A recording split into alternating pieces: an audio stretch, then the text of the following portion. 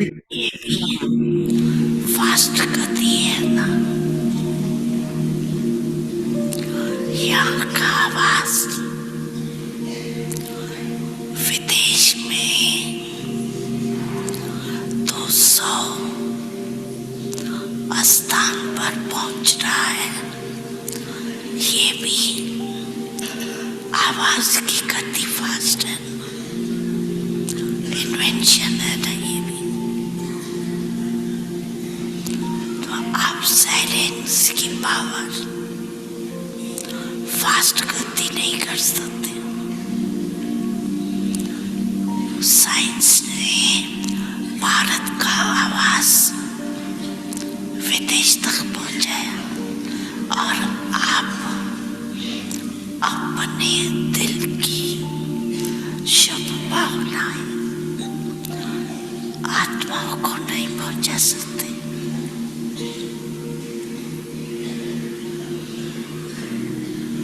पहुंचा सकते हैं ना?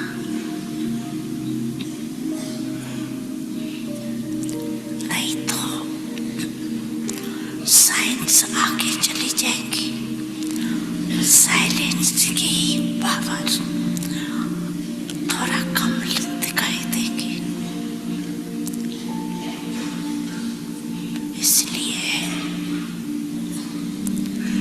साइलेंस की शक्ति को प्रत्यक्ष करो। है, सभी में है। एक ब्राह्मण भी नहीं है जो कहे कि मेरे में साइलेंस की शक्ति नहीं।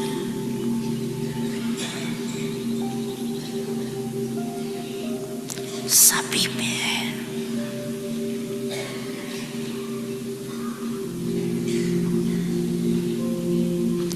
कितने ब्राह्मण हैं? इतने ब्राह्मणों की सकाश क्या नहीं कर सकती।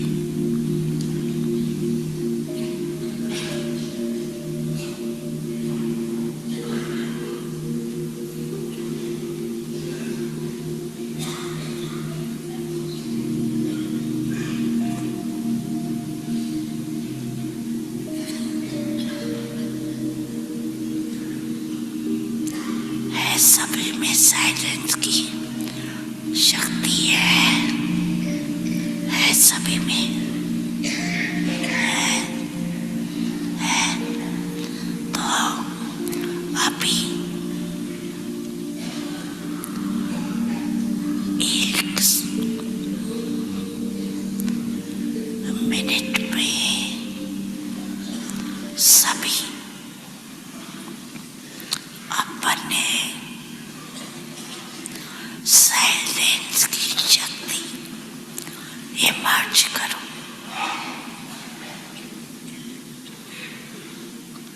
एकदम साइलेंस मन से तन से इमर्ज करो।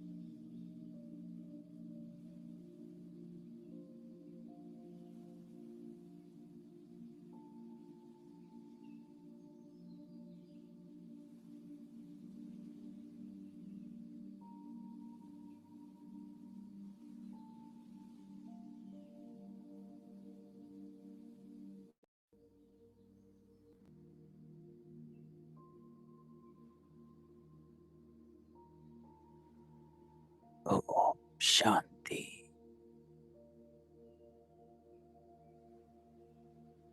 ओम शांति। ओम शांति।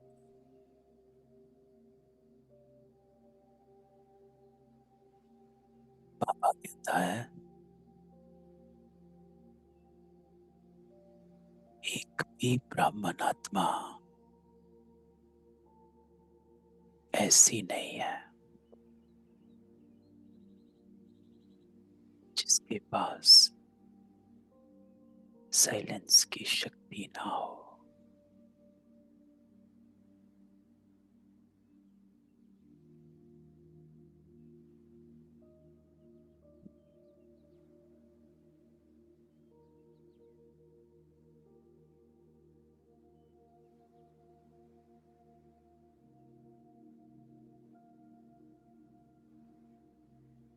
साइलेंस की शक्ति इमर्ज कर।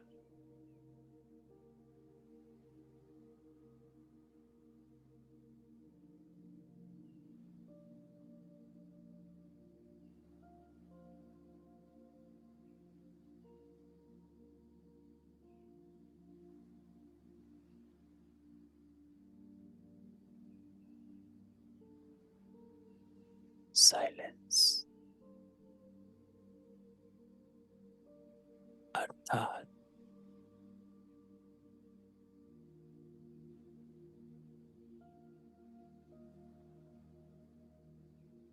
शुद्धता,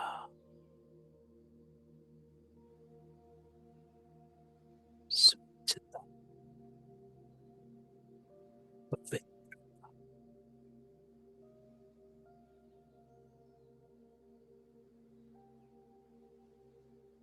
रूहानियत।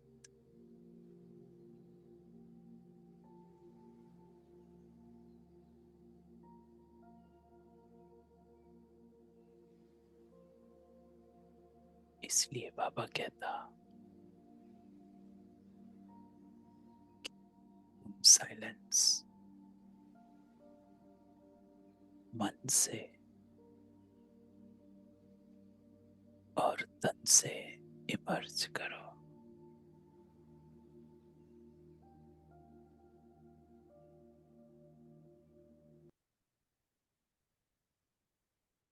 तो आज बाबा की मुरली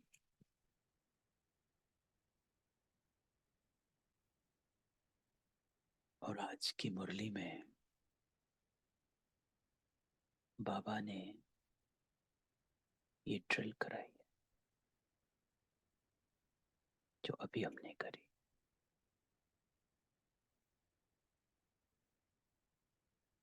एकदम साइलेंस,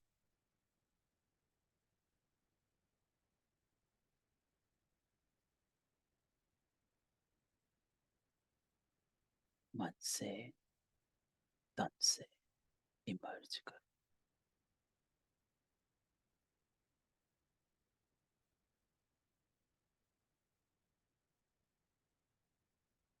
शुद्धता, पवित्रता, स्वच्छता, रूहानियत।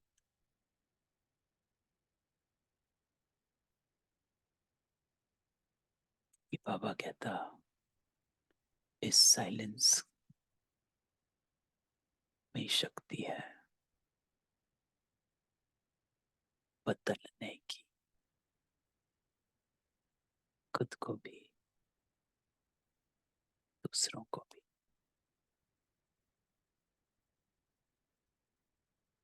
तो आज बाबा हमको कहता कि बेहद की सेवा का साधन, बेहद की सेवा का साधन।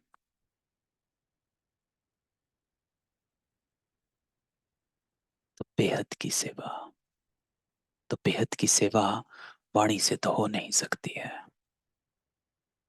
वाणी तो हद की है। जितनी आत्माएं सामने बैठी हैं बस वही सुनेंगी। तो उतनी ही हद है वाणी की। साइंस ने भी थोड़ी हद बढ़ा दी कि कहीं ना कहीं और सुन लेते, लेकिन फिर भी लिमिटेड है, हद है।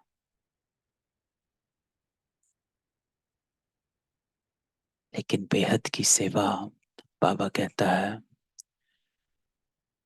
साइलेंस की सेवा है, साकाश की सेवा है, मनसा सेवा है। तो बाबा कहता बेहद की सेवा करनी है तो रूहानी पर्सनैलिटी द्वारा नजर से निहाल करना। तो आज बाबा हम बच्चों की रूहानी पर्सनैलिटी बना रहा है। पर्सनैलिटी, पर्सनैलिटी किसको कहा जाता है? पर्सनैलिटी होती है जब आप किसी से मिलते या किसी को देखते, उसका हाव भाव, चलन, चेहरा, सब एक एक ही तरह होता है। क्योंकि जब आप देखते हैं तो ये नहीं कि चेहरा अलग है, चलन अलग है, तो वो पर्सनैलिटी नहीं है, है ना। स्थूल में भी, रिवाजी में भी कोई राजाई परिवार का होगा तो दूर से ही समझ में आता है कि अच्छे घर का है। क्यों? क्योंकि वो चेहरे और चलन पर आता है।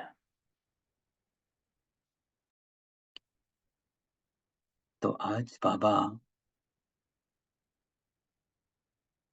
अपने अनेक कल्प के मिलन मनाने वाले लाडले सिकिलधे बच्चों से फिर से मिलन मनाने आया। किससे मिलने आया?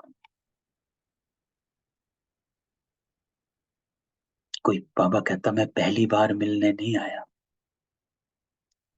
और ऐसे ही किसी से मिलने नहीं आया। मैं आया हूं हर कल्प में, हर कल्प की तरह आपसे, जो मेरे बच्चे हैं, और पहली बार नहीं, मैं फिर से आया हूं। तो बाबा हमको याद कराता है, रिमाइंड कराता है कि आप साधारण नहीं हो। ये इंपॉर्टेंट बात है। बाबा कहता है साधारण नहीं हो, श्रेष्ठ आत्माएं हो। साधारण आत्माओं के बीच विशेष आत्माएं। तो अपने आप को, इस सम्मान को इमर्ज रखना चाहिए। बाबा कहता अव्यक्त मिलन तो सदा मनाते ही हो, है ना, क्योंकि हम तो बाबा के साथ रहते हैं। लेकिन अव्यक्त से व्यक्त रूप में मिलन मनाने के लिए बाबा कहता सभी बच्चे भारत व विदेश से फिर से अपने घर पहुंच गए। बाबा देख रहा कि चारों ओर बच्चे अपने अपने स्थान पर भी मिलन बना रहे। ये मिलन बाबा कहता रूहानी अलौकिक मिलन है, दोनों है। रूहानी भी है और अलौकिक भी है। इस मिलन में बाबा और बच्चों के स्नेह का साकार स्वरूप है। इसलिए बाबा आता है। बाबा कहता है स्नेह में आता हूं। तो आज बाबा अपने बच्चों की रूहानी पर्सनैलिटी को देख रहा। तो आज बाबा हमारी पर्सनैलिटी को देख रहा कि मेरे जो बच्चे हैं, इनकी चलन, चेहरा, चाल कैसी है। हर एक बच्चे की बाबा कहता रूहानी पर्सनैलिटी कितनी श्रेष्ठ है।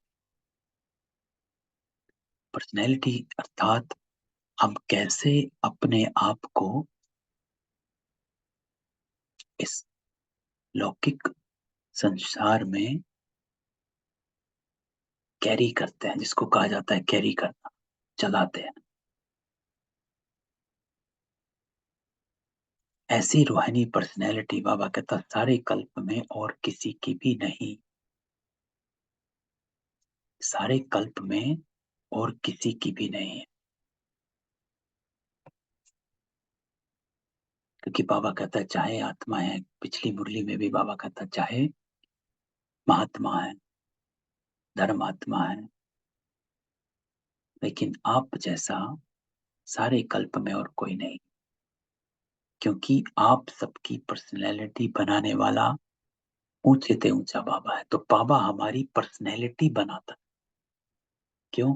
क्योंकि बाबा हमारा चेहरा रूहानी बनाता है, चलन रूहानी बनाता है। तो हमारा बाबा पूरा रंग रूप बदलता है, हमारा सोचने का तरीका बदलता है। क्योंकि बाबा कहता हुआ क्या द्वापर से कि हमारा सोचने समझने निर्णय परखने का तरीका ही गलत था, है ना, चेंज हो गया था। क्यों? क्योंकि हमारे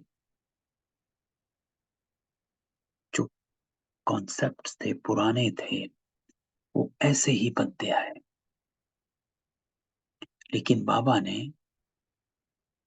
हमारा फाउंडेशन सेट किया। बाबा हमको बताता है कि आप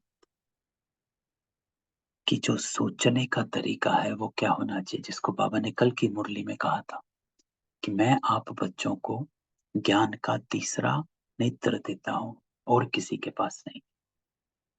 तो बाबा कहता आप भी अपनी रूहानी पर्सनैलिटी को जानते हो ना?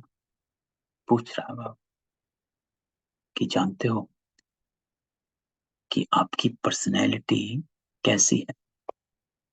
तो बाबा कहता सबसे बड़े ते बड़ी पर्सनैलिटी है स्वप्न व संकल्प में भी संपूर्ण प्योरिटी की personality. This is the number one personality. बाबा क्या कहता स्वप्न और संकल्प में भी संपूर्ण प्योरिटी। बाबा ने इस वाक्य में ये देखें, इस सेंटेंस में बाबा ने स्थूलता को तो बाबा ने वर्णन भी नहीं किया। क्योंकि बाबा कहता है वो तो सबका होना ही चाहिए। लेकिन सबसे बड़े ते बड़ा बाबा कहता वो जिसका स्वप्न में भी या संकल्प में भी इम्प्योरिटी ना हो,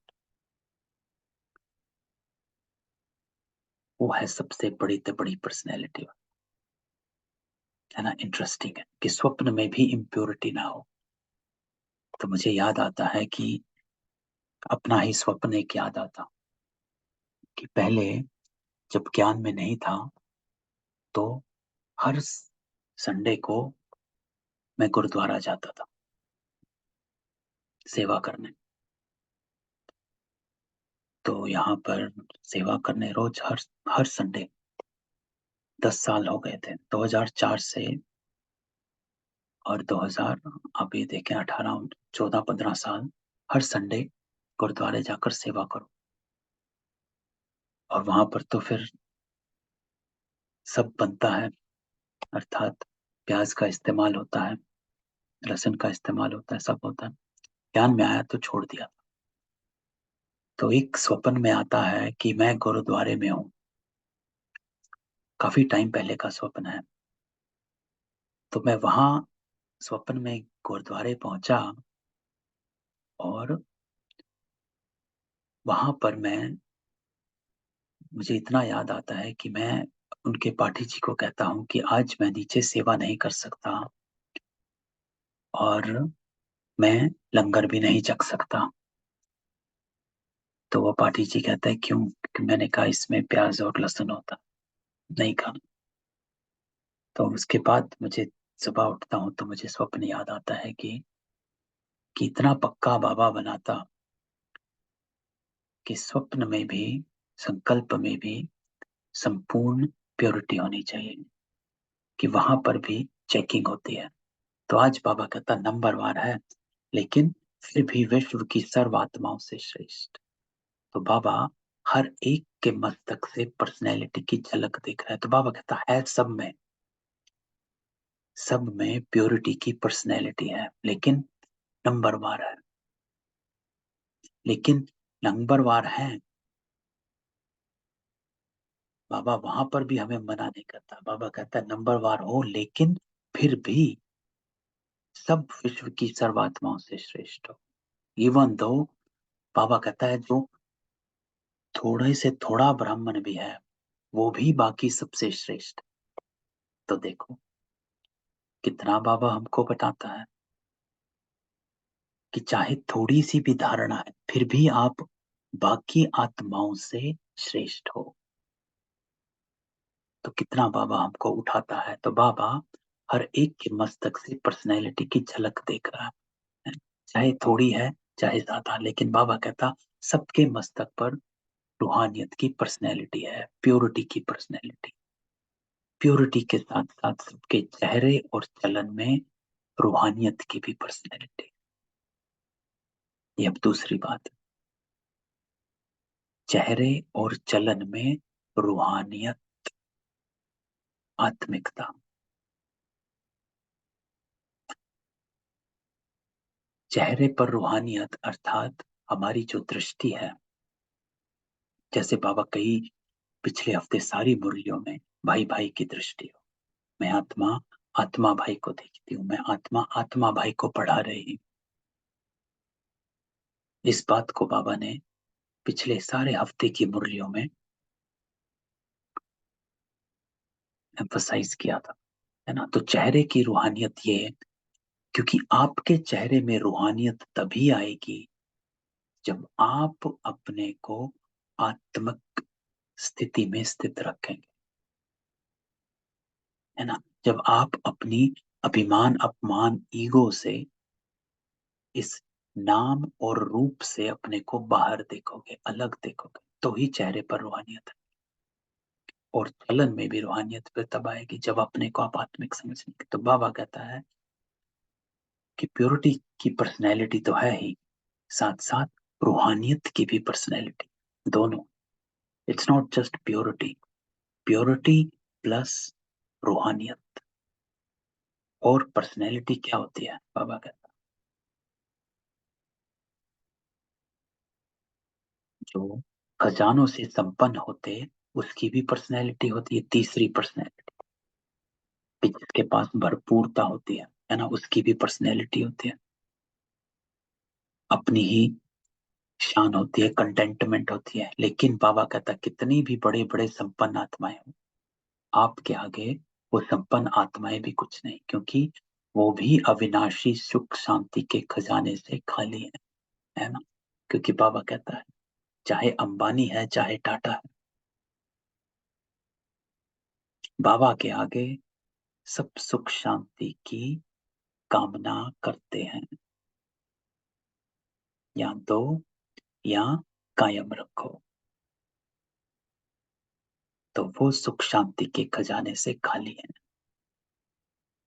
तो बाबा कहता आपके पास जो संपत्ति, उसके आगे ये अरब खरबपति भी बाबा से सुख शांति मांगने वाले, और आप सदा अविनाशी खजानों से भरपूर हो। लेकिन इसमें हम अपने आप से कई बार क्वेश्चन पूछते हैं कि बाबा, कि मैं भरपूर हूं कि नहीं, है ना। लेकिन बाबा इसमें हमको कहता है चेक करो कि आपको अगर खालीपन नजर आ रहा है तो जरूर पवित्रता की कमी है, क्योंकि पवित्रता सुख शांति की जननी है। तो कहीं पर भी आपको दुख या अशांत हो, किसी भी कारण, कोई भी सिचुएशन हो या किसी भी व्यक्ति के कारण दुख अशांत हो, तो कहीं ना कहीं हमारी ही प्योरिटी में कमी है। हमारा ही कोई ना कोई इम्प्योर थॉट है जो हमें सुख शांति से परे रखता है।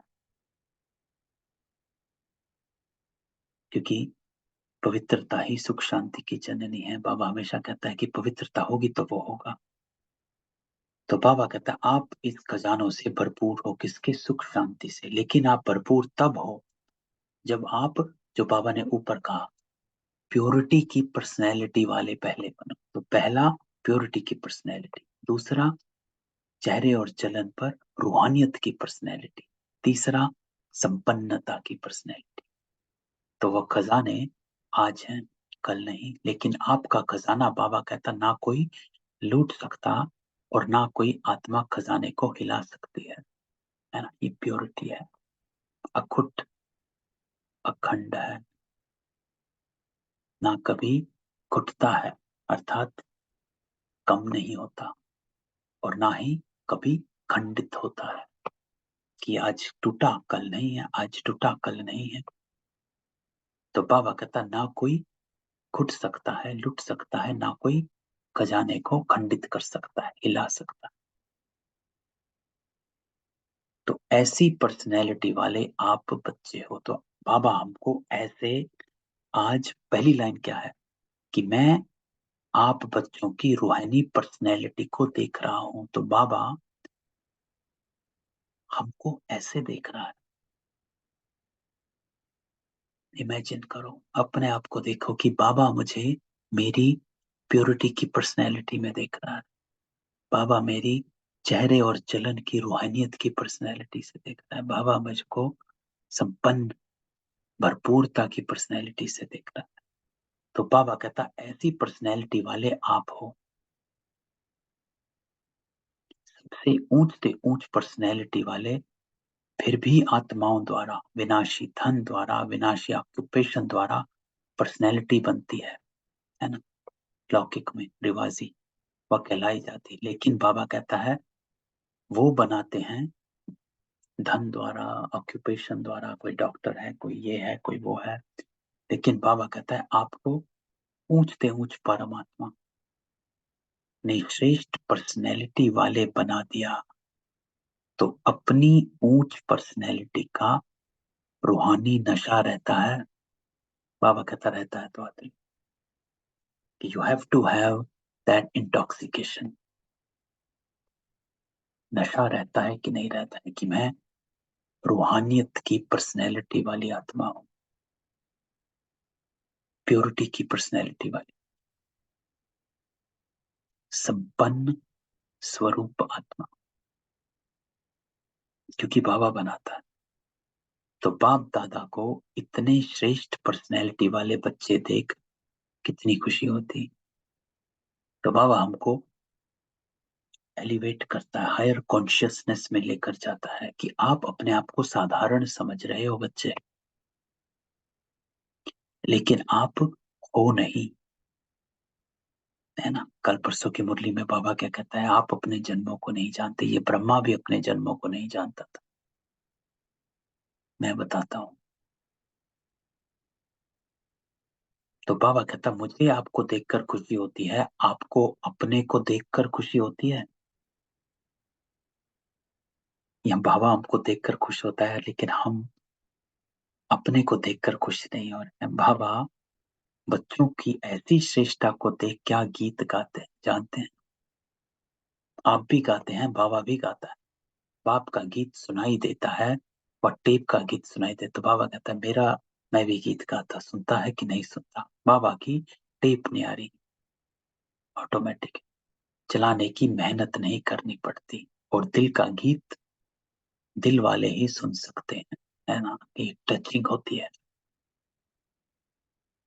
बाबा अगर हमारा गीत गाता है तो बाबा हमेशा कहता है कि मैं आप बच्चों को याद करता तो हूं,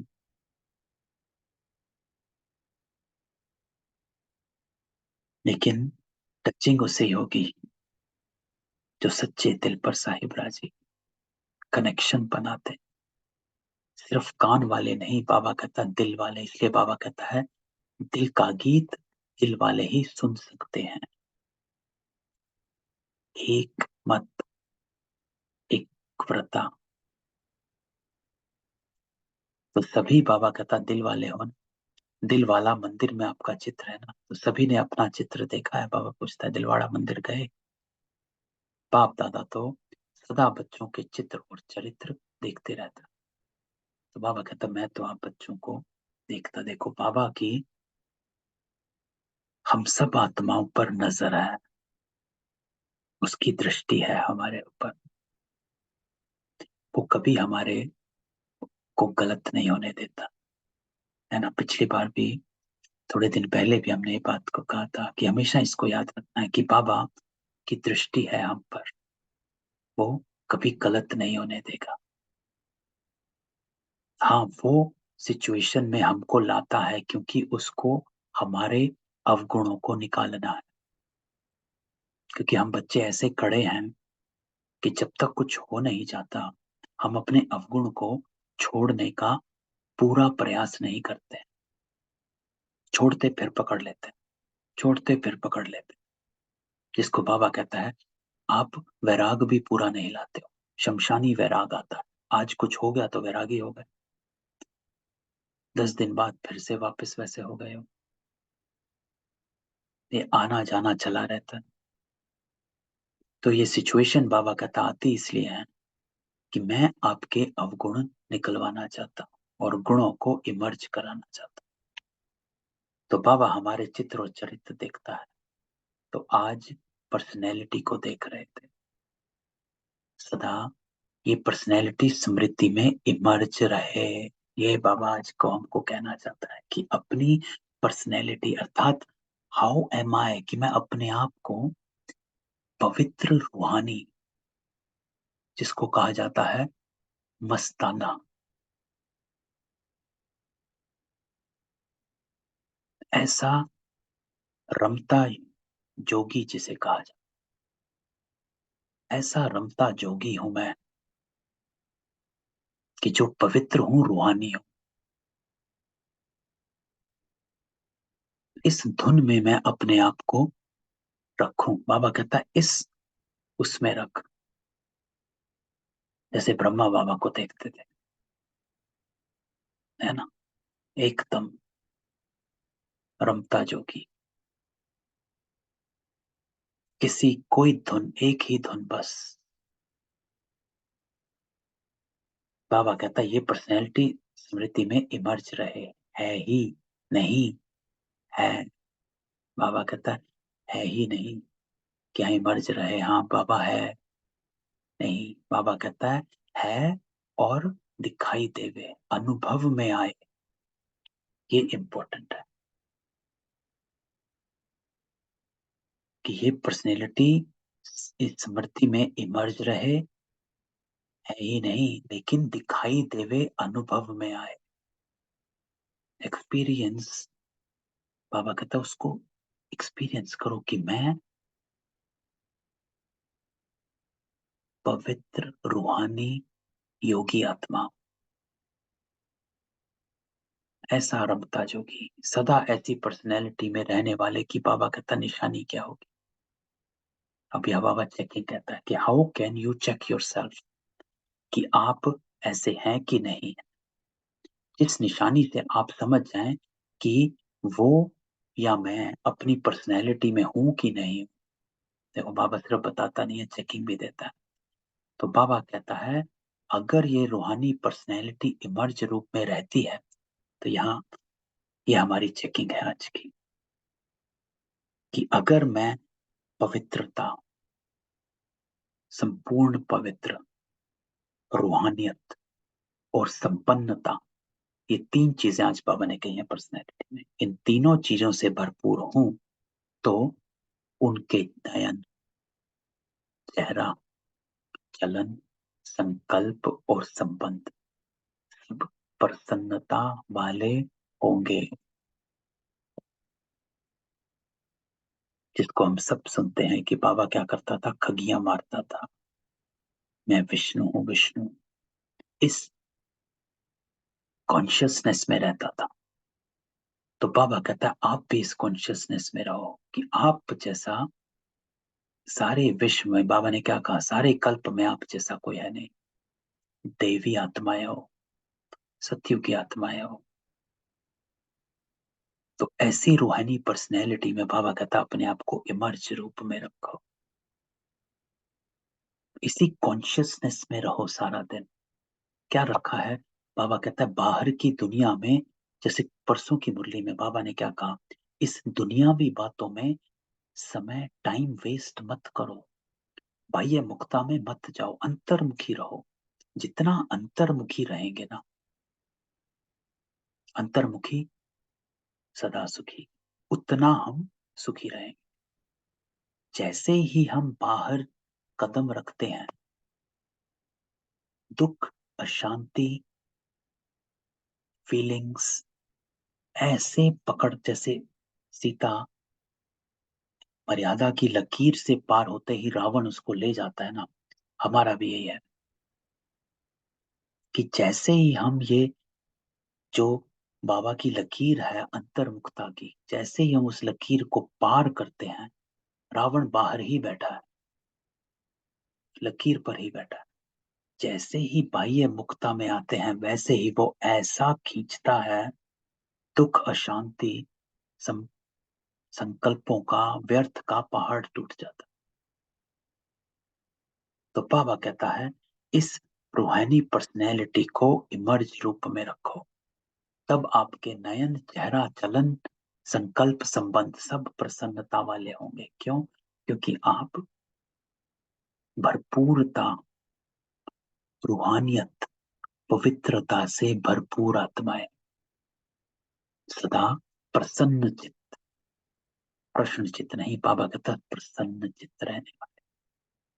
अगर प्रसन्न चित्त हैं तो चलन भी पर्सनैलिटी वाली नहीं है ना। क्या क्यों में बैठे हो, फिर वहीं पहुंच गए, तो क्या होगा? बाबा कहते चेहरे पर भी प्रसन्नता की झलक, कुछ भी हो जाए, पर्सनैलिटी वाली की प्रसन्नता छिप नहीं सकती है, मर्ज नहीं हो सकती। प्रसन्न चित आत्मा,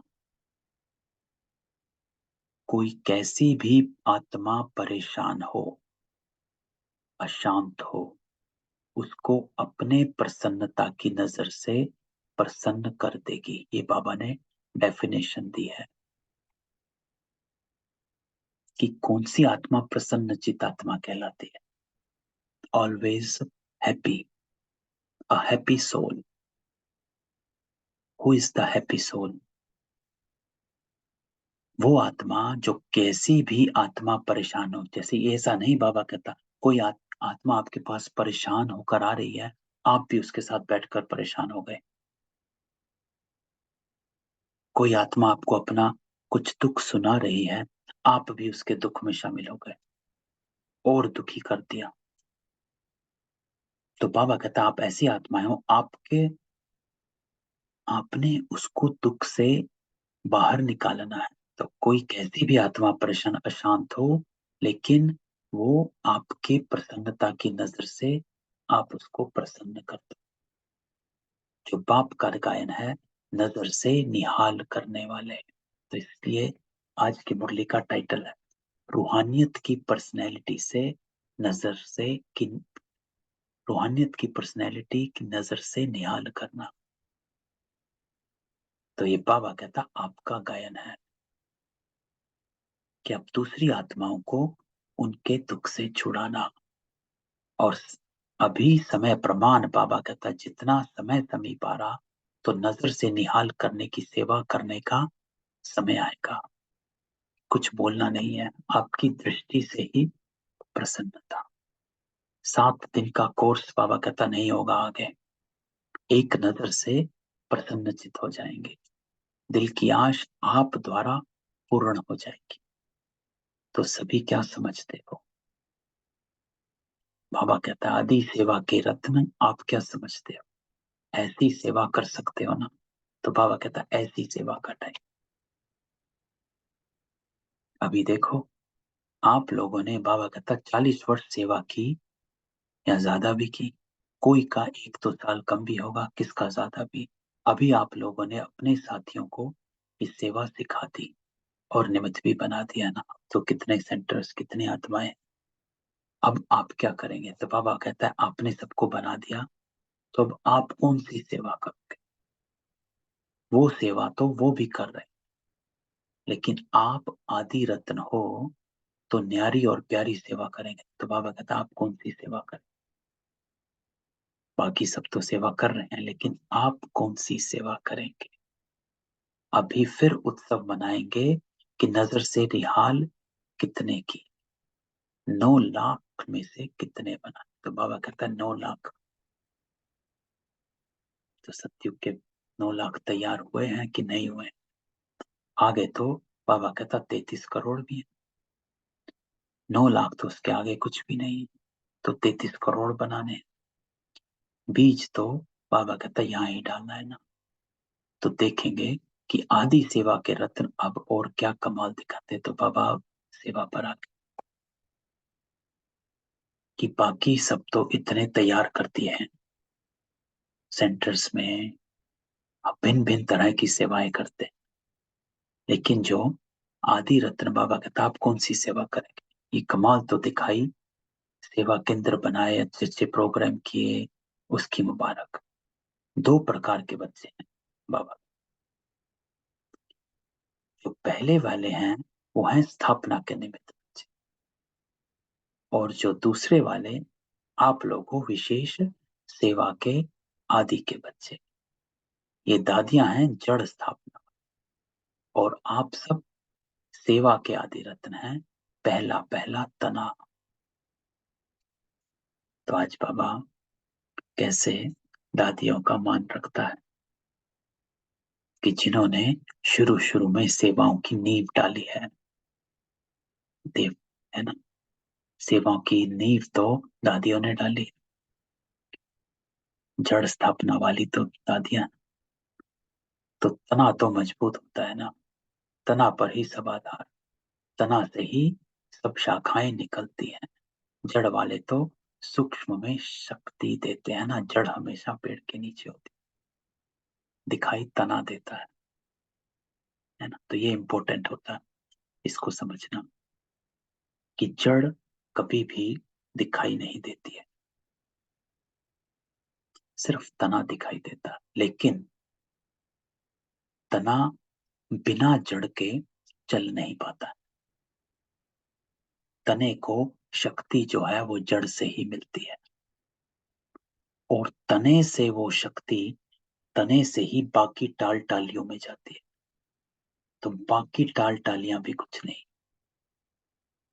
तो बाकी टाल टालियों को तने से ही शक्ति मिलती है, और तने को जड़ से मिलती है। तो ये कनेक्शन हमेशा बना रहता।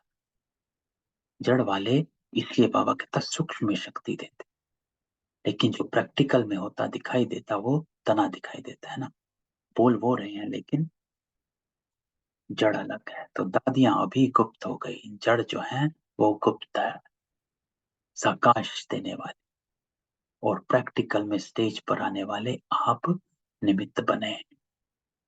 इसलिए बाबा काम दे रहे हैं कि समारोह तो बहुत अच्छा बना है, बाबा ने सब देखा, सजी हुई मूर्तियों को देखा। उस समय तो आप लोगों को भी यही रूहानी अनुभव हो रहा था कि हम चैतन्य मूर्तियां हैं। ऐसे ही लग रहा था कि सजी हुई मूर्तियां मंदिरों में, मंदिरों से शांति वन में। तो डायमंड हॉल भर गया। तो बाबा अब सभी बच्चों से चाहते कि अभी फास्ट सेवा शुरू करो। जो हुआ बहुत अच्छा। अब समय प्रमाण औरों को ज्यादा वाणी का चांस था, इसलिए बाबा कहते हैं बाकियों को करने दो, लेकिन आप सूक्ष्म सेवा करो। अभी औरों को माइक बना, आप माइट बन के साकाश दो। बाबा हमेशा कहता है मनसा सेवा जो है वो नंबर 1 सेवा है, अल्टीमेट सेवा है। क्योंकि वाणी की सेवा, 2 दिन पहले वरदान में, वाणी की सेवा तो आपकी मन की स्थिति ऊपर नीचे हो तब भी हो सकती है, लेकिन मनसा सेवा में पहले अपने को शक्तिशाली बनाना होता। तो बाबा कहता है आपकी साकाश और उन्हों की वाणी ये डबल काम करे, तभी 9 लाख सहज बन जाएंगे। तो बाबा सबको कहता है कि सिर्फ वाणी की सेवा सेवा नहीं, साकाश भी तो। अभी आप सभी चाहे फंक्शन में बैठे या और भी महारथी हैं, तो महारथियों की अभी सेवा है सर्व को साकाश देना। तो बाबा कहता है कि आप भाषण वाणी की सेवा कर सकते कि नहीं कर सकते, इट डजेंट मैटर। जब भी चांस मिले साकाश की सेवा करो, मनसा की सेवा करो, यही सेवा है। बेहद की सेवा में के मैदान में आना है।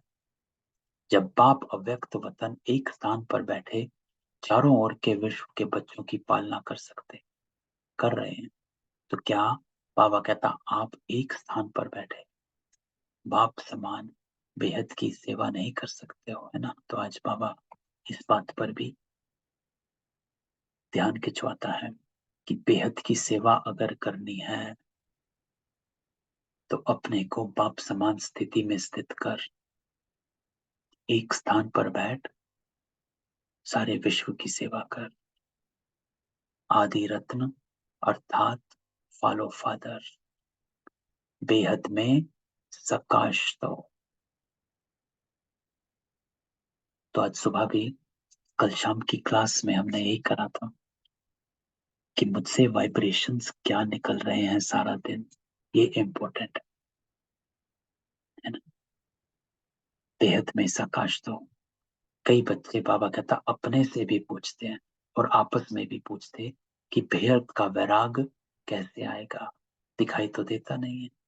लेकिन बेहद की सेवा में बाबा कहता अपने को बिजी रखो तो बेहद का वैराग स्वतः ही आ जाएगा, क्योंकि ये सकाश देने की सेवा निरंतर कर सकते हो। इसमें तबीयत ना समय ना तबीयत, ये सहज हो जाती है ना।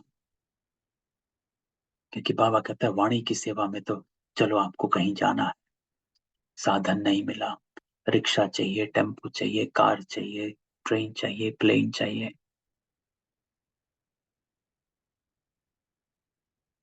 है ना। लेकिन बाबा कहता इस सेवा में ना तबीयत और ना समय। आप बीमार हैं, नहीं कर सकते वाणी की सेवा, नहीं जा सकते सेंटर पर, है ना। टाइम निकालना पड़ता नहीं है, लेकिन बाबा कहता इसमें सब सहज है। आप बिस्तर पर बैठकर भी सकाश की सेवा कर सकते हो, तो करो। क्योंकि बाबा कहता है ये सेवा आप निरंतर कर सकते हो। क्योंकि बाबा कहता है कि रूहानियत की जो पर्सनैलिटी है उसका बनती है तो उसका यूज करना है। इसलिए बाबा आज सेवा में लेकर आ रहा है कि वो बनाओ और उस पर्सनैलिटी से सेवा करो। रात दिन इस बेहद की सेवा में लग सकते हो। जैसे ब्रह्मा बाप को देखा कि आंख खुली और बेहद की प्रकाश देने की सेवा होती रही, है ना। ये तो कहानी ब्रह्मा बाबा की। 2-2:30 बजे उठते थे, मम्मा 2-2:30 बजे उठती थी। दादियां मम्मा से पूछती थी कराची की बात कि मम्मा की लाइट 2-2:30 बजे उठती, तो कहती दादी, दादियां पूछती थी मम्मा से कि आप 2-2:30 बजे उठ के क्या करते हो, कि उस समय ऐसे योग नहीं करते थे बाकी। तो मम्मा यही कहती थी कि मैं आप आत्माओं को साकाश देती हूँ ताकि आप में वो पावर आ जाए। तो ये बेहद की सेवा इतना बिजी कर देगी, जो बेहद का वैराग स्वतः ही दिल से आएगा। क्योंकि बाबा कहता है मन बिजी हो जाएगा, तो प्रोग्राम से नहीं कि ये करेंगे वो करेंगे, ये प्लान तो बनाते हो, लेकिन बाबा कहता बिजी बेहद की सेवा में रहना ये सबसे सहज साधन है। क्योंकि जब बेहद को साकाश देंगे तो नजदीक वालों को ऑटोमेटिकली साकाश मिल जाएगा।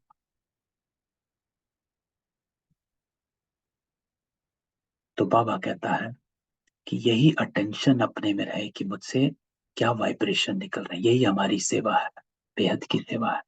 तो इसमें बाबा कहते हैं ना प्लान बनाने की जरूरत है, ना कहीं बैठने की जरूरत है, बस अपनी मन को बिजी रखो। इसीलिए बाबा कहता है जब ये रखोगे तो बेहद का वैराग आपे ही आ जाएगा,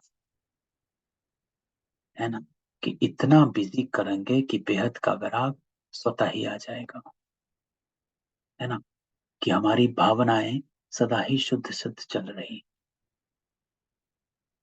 तो इस बेहद की साकाश देने से वायुमंडल ऑटोमेटिक बन जाएगा, है ना, वाइब्रेशंस प्योर है। तो अब ये नहीं सोचो, बाबा कहता कि इतने सेंटर के जिम्मेवार या जोन के जिम्मेवार आप सभी को स्टेट का राजा बनना है या विश्व का क्या बनना, है ना। तो बाबा कहता है इस हद में नहीं रहो कि ये जोन मेरा है, बस इतनी ही सेवा करनी है, अपने ही सेंटर की सेवा करनी है। नहीं, बाबा कहता है बेहद में आ जाओ, सारे विश्व की सेवा करनी। और वो एक ही माध्यम है जिससे विश्व की सेवा कर सकते हो, और वो माध्यम है वाइब्रेशंस। कि मुझसे वाइब्रेशंस कौन से निकल रहे हैं, तो अपनी भावनाओं को शुद्ध और शुभ करो। तो बाबा कहता है विश्व का बनना है, आदि रत्न हो तो विश्व को साकाश देने वाले बनो। अगर सिर्फ 20-30 सेंटर या 200-250 सेंटर या जोन या यही बुद्धि में रहेगा कि सिर्फ भारत ही बुद्धि में रहा, यही बुद्धि में रहा, तो ये तना भी काम का नहीं है। ये तो टाल टालियां भी कर सकते हैं ना। तना वो जो पूरे पेड़ को पहुंचाता है ना। तने से पूरे पेड़ में जाता है। तो बाबा कहता है तना का काम है सबको पहुंचाना, लास्ट पत्ते तक शक्ति पहुंचाता है। तो आप तो तना हो, तो तना से सबको साकाश पहुंचती ना, लास्ट पत्ते तक न्यूट्रिशन जो है तना के माध्यम से ही पहुंचता है। वो अपने आप नहीं, आप पानी देते हो, पत्ते को पानी नहीं दे सकते। पानी आपको जड़ में देना पड़ेगा, वो तने के थ्रू पत्ते में पहुंचेगा। चाहे लास्ट पत्ते को भी आपने पानी देना है तो भी आपको पानी जड़ में देना पड़ेगा, है ना। तो तना से सबको साकाश पहुंचती। आप सभी भी यह सोचते हो कि वेद का वैराग आना चाहिए। ये तो बहुत अच्छा है ना, पिछले संडे भी की मुरली, लगाव मुक्त बनो तब बेहद का वैराग आएगा। तो अभी विनाश हो जाएगी, लेकिन 9 लाख ही तैयार नहीं की, तो सत्युग के आदि में आने वाली संख्या ही तैयार नहीं। तो विनाश हो गया तो बाबा कहता आएगा कौन? क्या 2-3 हजार पर राज्य करेंगे क्या, या 4-5 लाख? इसलिए बाबा कहता है अब बेहद की सेवा का पार्ट आरंभ करो, क्योंकि तैयार करने 9 लाख। पांडव क्या समझते, बेहद की सेवा करेंगे ना, पांडव तैयार है। तो अभी ये हद की बातें बेहद में जाने से आप ही छूट जाए। ये दूसरा बाबा युक्ति बताता है कि जब हम हद में उलझे रहते हैं, ये हो गया वो हो गया, बाबा कहता अपने को बेहद की सेवा, अपनी वाइब्रेशंस को चेक करो। जब बेहद की सेवा में अपने को बिजी रखोगे तो हद की बातें छूट जाएंगी, छुड़ाने से नहीं छूटेंगी। बेहद की साकाश से परिवर्तन होना फास्ट सेवा का रिजल्ट। तो बाबा कहता है जब ये सर्व की बेहद की सेवा को इमर्ज रखेंगे तो परिवर्तन हो जाएगा। बाप दादा जानते हैं कि नाजुक परिस्थितियों में निमित्त बनी आत्माओं ने सेवा का प्रत्यक्ष प्रमाण दिया है,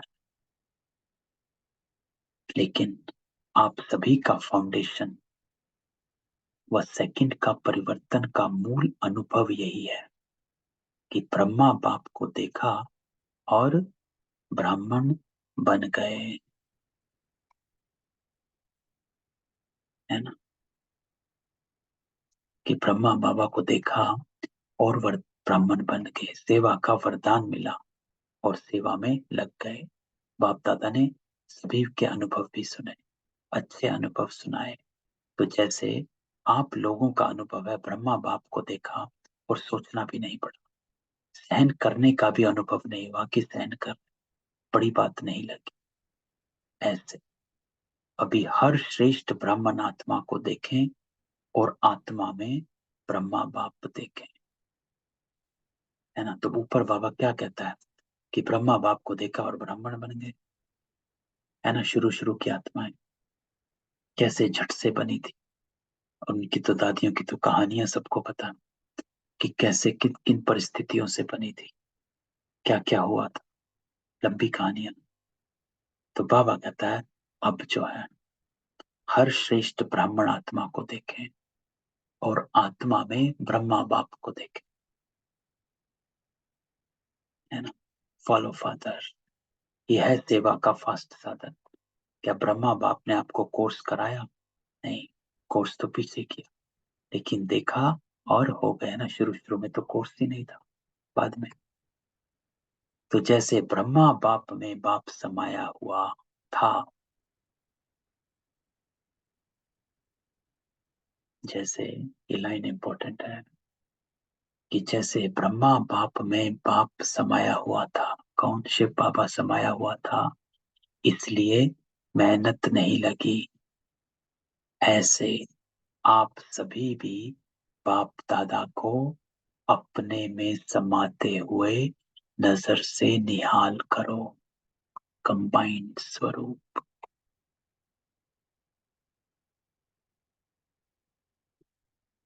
अभी अभी यही सोचो, बाबा मेरे साथ है,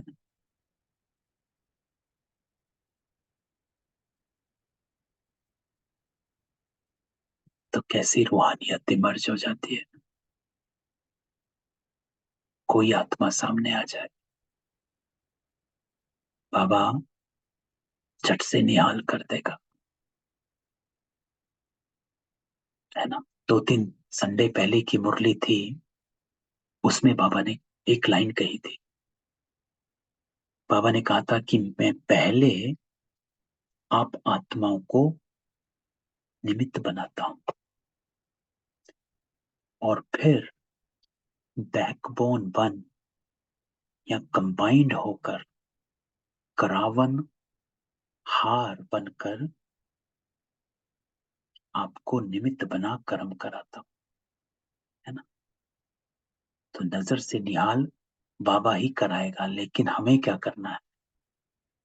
आप बाप दादा को अपने में समाते हुए, ये स्टेप इंपॉर्टेंट है, क्योंकि हम सिर्फ अकेले नजर से निहाल नहीं कर सकते किसी, ना कोई होगा। लेकिन जब हम अपने आप को बाबा के साथ कंबाइंड कर लेंगे, आत्मा परमात्मा प्योरिटी में कंबाइंड कर लेंगे, पवित्रता में कंबाइंड कर लेंगे, आत्मिकता में कंबाइंड कर लेंगे, ऐसी रूहानियत की पर्सनैलिटी बनेगी, तो ही नजर से निहाल कर पाएंगे। तो जैसे ब्रह्मा बाप, तभी ब्रह्मा बाप का इतना इफेक्ट होता था, इतने पावरफुल थे, क्योंकि ब्रह्मा बाबा हमेशा शिव बाबा को साथ। थोड़े दिन पहले भी हमने ये बात करी थी कि ब्रह्मा बाबा शिव बाबा को इतना करीब से कभी छोड़ता नहीं था। एवरी कॉन्वर्सेशन ब्रह्मा बाबा शिव बाबा के साथ करता था कि कैसे क्या करना है, क्या करना है, किसका क्या है, उसका क्या है। इसलिए ब्रह्मा बाप को मेहनत नहीं लगी, है ना। तो जैसे ब्रह्मा बाप में बाप समाया हुआ था, इसलिए मेहनत नहीं लगी, ऐसे आप भी बाबा को अपने में समाते हुए नजर से निहाल करो, कंबाइंड रहो, स्टे कनेक्टेड विद बाबा। और वो हम तभी रहेंगे जब हम बाह्य दुनिया से अपने को डिटैच रखेंगे।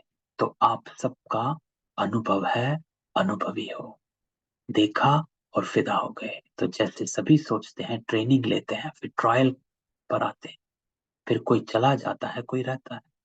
इतनी मेहनत आपने ली, ट्रेनिंग की क्या? नहीं, ट्रायल पर रहे क्या? बस बाबा के पास आए और खो गए। तो ऐसी सेवा जब एक ब्रह्मा बाप ने की, तो आप इतने ब्राह्मण आत्मा नहीं कर सकती होगी। तो बाबा कहता है कि जैसे ब्रह्मा बाप ने सेवा करी थी, नजर से निहाल करता था, ना ज्यादा ट्रेनिंग ना कुछ ट्रायल, बाबा को देखा और निहाल हो गए। तो ऐसी सेवा करनी है, और सेवा तभी होगी क्योंकि उसका मंत्र यही है कि जैसे ब्रह्मा बाप ने शिव बाबा को समाया हुआ था, ऐसे आप भी समाओ। तो आपकी पर्सनैलिटी अपना बना दे। ब्रह्मा बाप की भी पर्सनैलिटी थी, चाहे सूरत चाहे सीरत की, लेकिन पर्सनैलिटी थी, तब आकर्षित हुए, तो फॉलो फादर। और ब्रह्मा बाप की पर्सनैलिटी तब हुई जब शिव बाबा समा गए। तो जब बाप ने आपको आदि में निमित्त बनाया, तो जो आदि के हैं, सेवा के निमित्त व स्थापना के फाउंडेशन, उनको अंत तक सेवा में रहना ही। तबीयत के कारण दादियों से बाबा कहता है, शरीर से चक्कर नहीं लगा सकते, लेकिन मन से तो लगा सकते हो ना। उसमें तो खर्चा, ना वीजा लेने की जरूरत, भाग दौड़ की भी जरूरत नहीं, लेटे लेटे कर सकते हो। तो मन सा सेवा बाबा कहता कभी भी कहीं भी कर सकते हो। ये युक्ति है बेहद के वैराग लाने के लिए, ये युक्ति है अपनी रूहानियत को इमर्ज रखने के लिए, ये युक्ति है अपनी पवित्रता को इमर्ज रखने के लिए, ये युक्ति है अपनी संपन्नता को भरपूर रखने के लिए। क्या समझते हो? अब ऐसा कोई प्लान बनाओ, नया पाठ शुरू करो। अभी एक फंक्शन तो बना लिया, तो सेवा की, उसका प्रत्यक्ष फल मिल गया। अभी बाबा कहता नई सेवा करो। है? अच्छा, तो यहाँ मुरली बाबा की समाप्त होती है। तो बाबा अगले पैरा में सबको यही कह रहा है, बेहद के सेवाधारी बनो। बाप दादा सिर्फ सामने वालों को नहीं कह रहे, सभी बच्चों को कह रहे, विदेश में भी जो सुन रहे उनको भी कह, जहां भी सुन रहे सबको बाबा कह रहा है कि हे आत्माओं, आप बेहद के सेवाधारी बनो। अर्थात मनसा सेवा, अपने वाइब्रेशंस को चेक करते चलो, कहीं भी उलझो मत, छोटी छोटी बातों में समय नष्ट ना करो, अपनी पर्सनैलिटी के नशे में रहो। पवित्रता, रूहानियत, संपन्नता, ये तीन चीजों की आज बाबा पर्सनैलिटी बोलता। तो इन चीजों में रहो, है ना। फिर बाबा कहता है दाता बनो।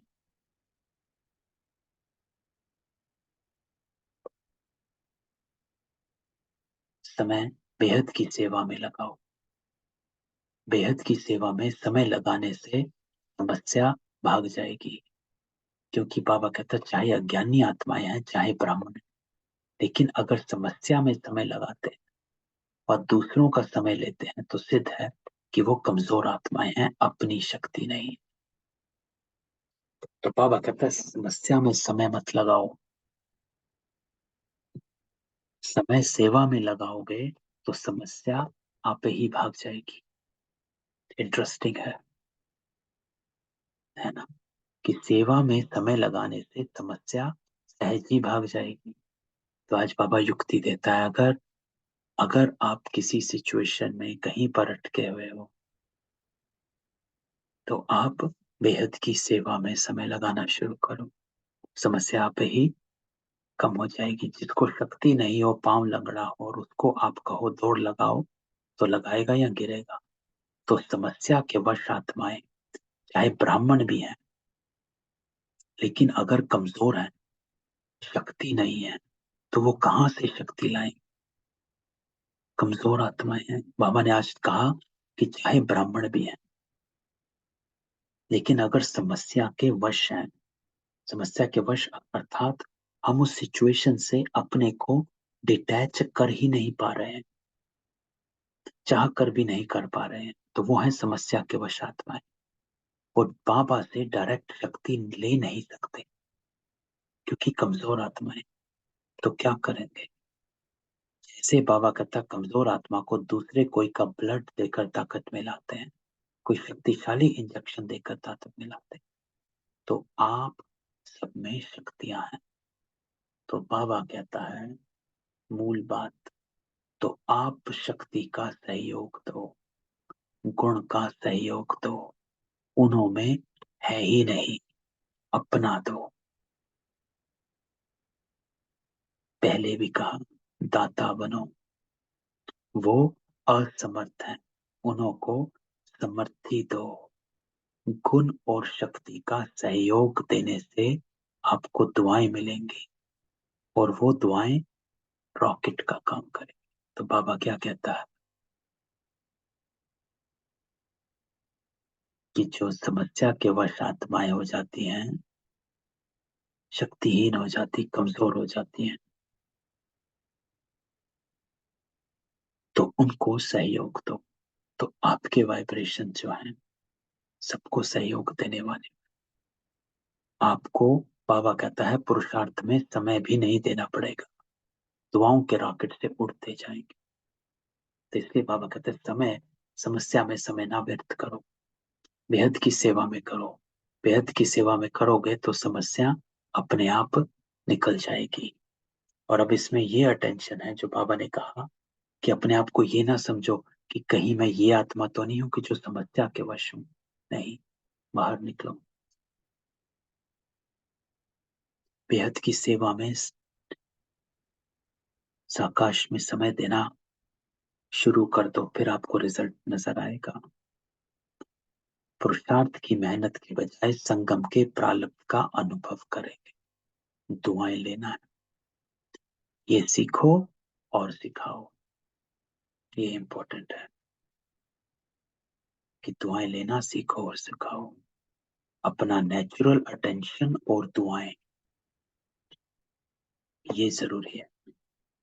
अपना नेचुरल अटेंशन कि मुझसे वाइब्रेशन कौन से निकल रहे हैं, और दुआएं, क्योंकि बाबा कहता है दाता बनो।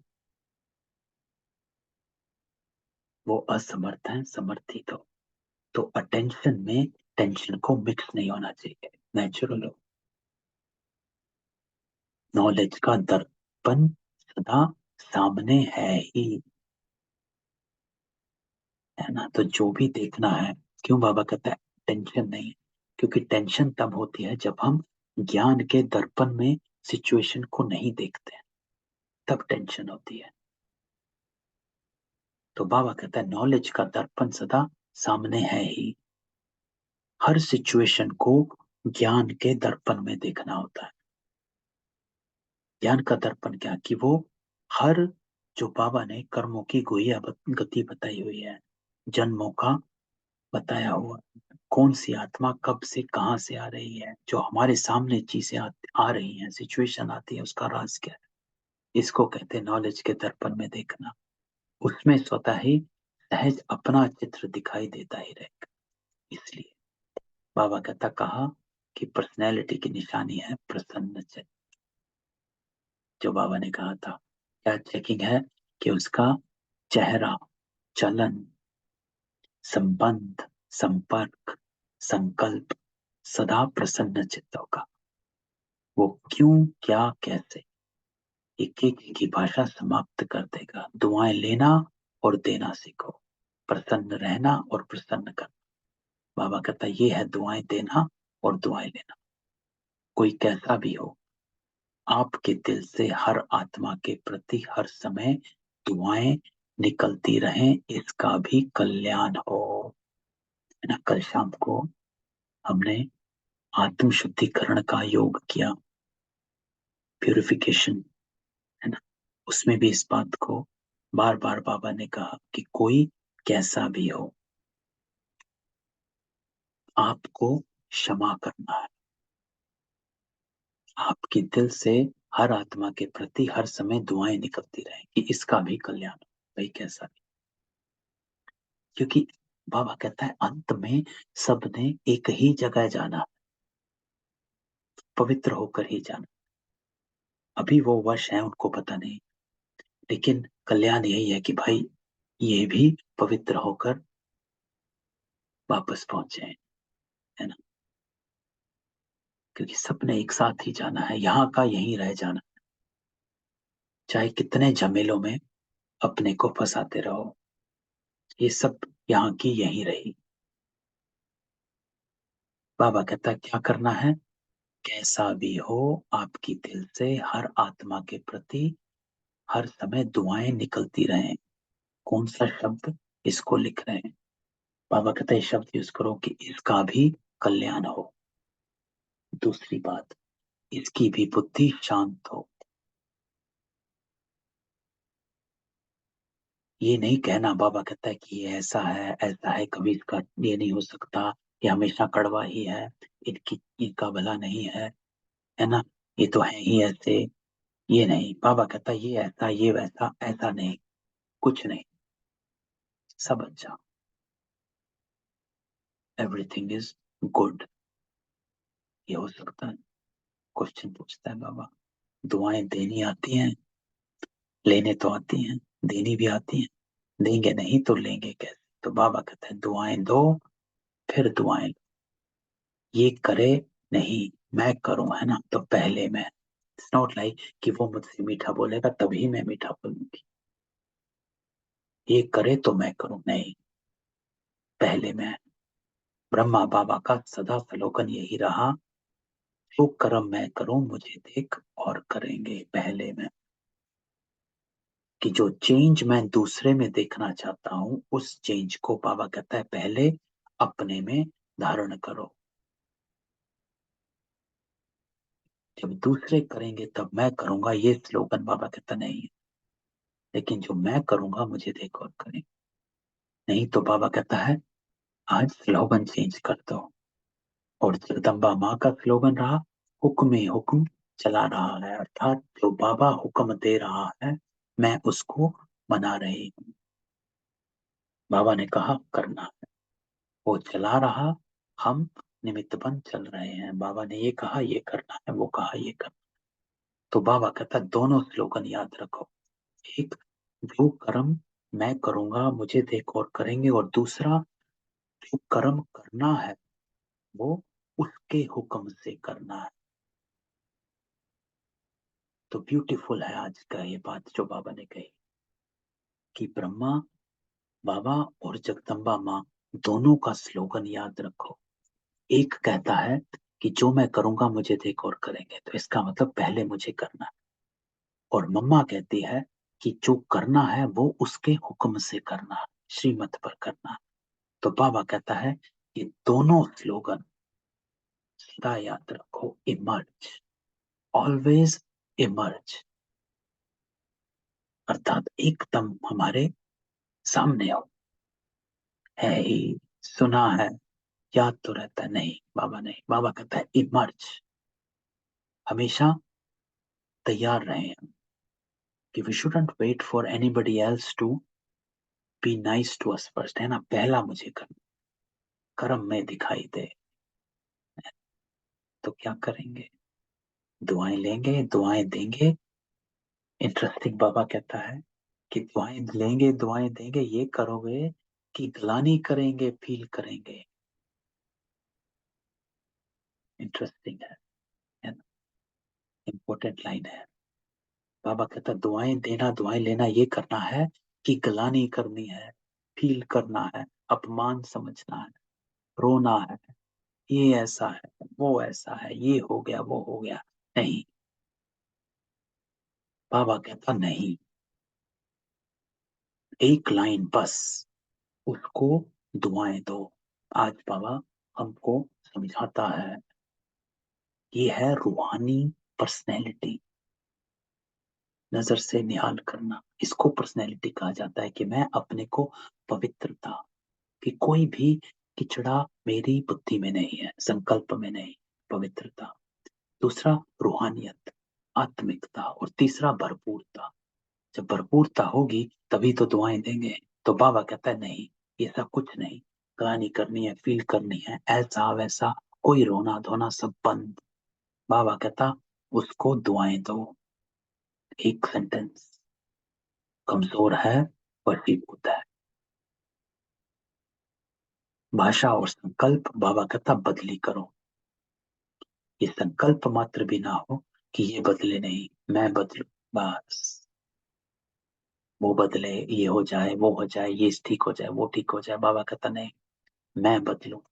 और बातों में तो मैं का आता है, लेकिन जिस बात में बाबा कहता मैं आना चाहिए, उसमें दूसरे को कहते हो कि ये करे। अच्छा काम होगा तो कहेंगे मैं, और ऐसा कोई काम होगा तो कहेंगे इसने किया, इसने कहा, उल्टा हो गया।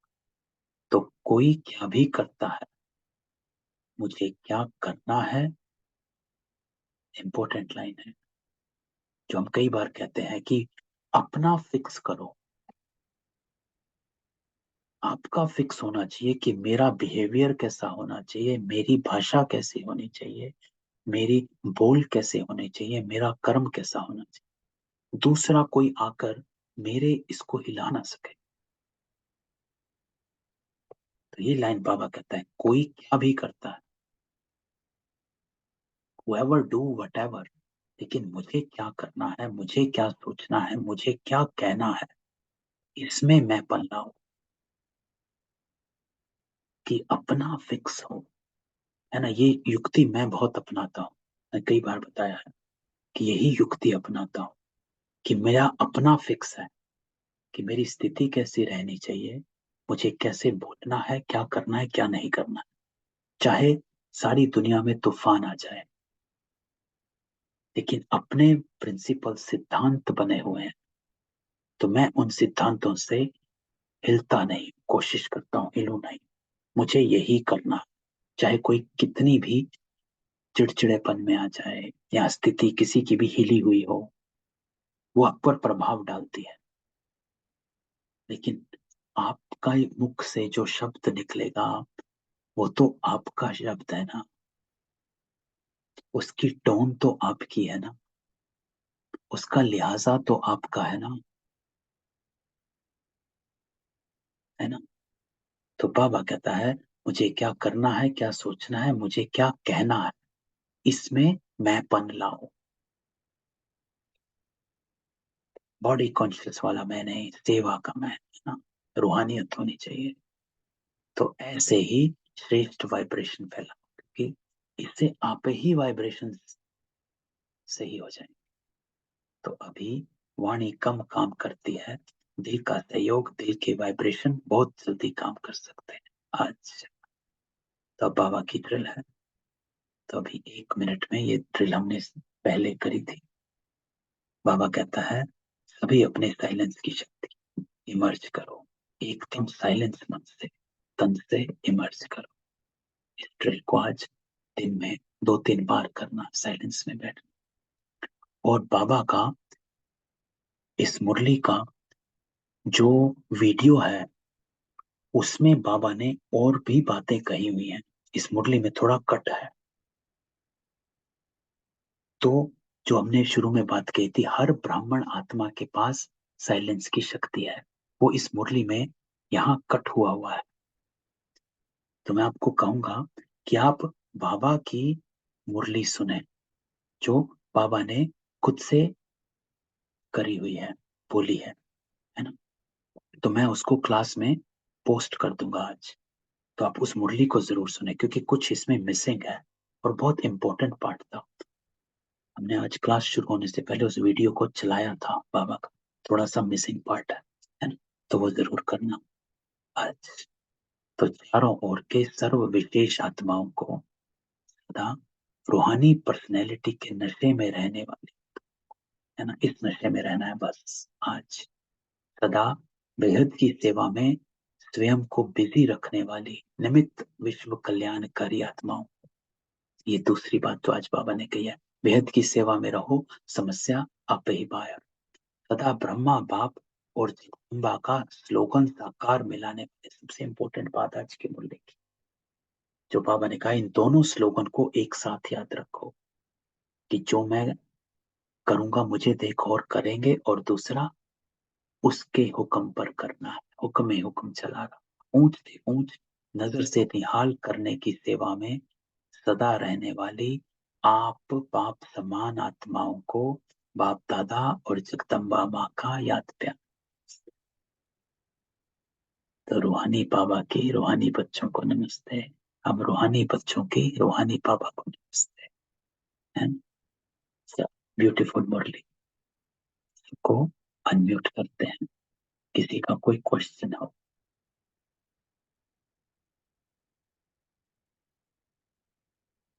नहीं, ब्यूटीफुल मुरली है बाबा की, है ना। इसको एक बार फिर पढ़ना है और धारणा में लाना है। 3-4 बातें बाबा की ऐसी पावरफुल हैं जो हम आज ही यूज कर सकते हैं। ओम शांति।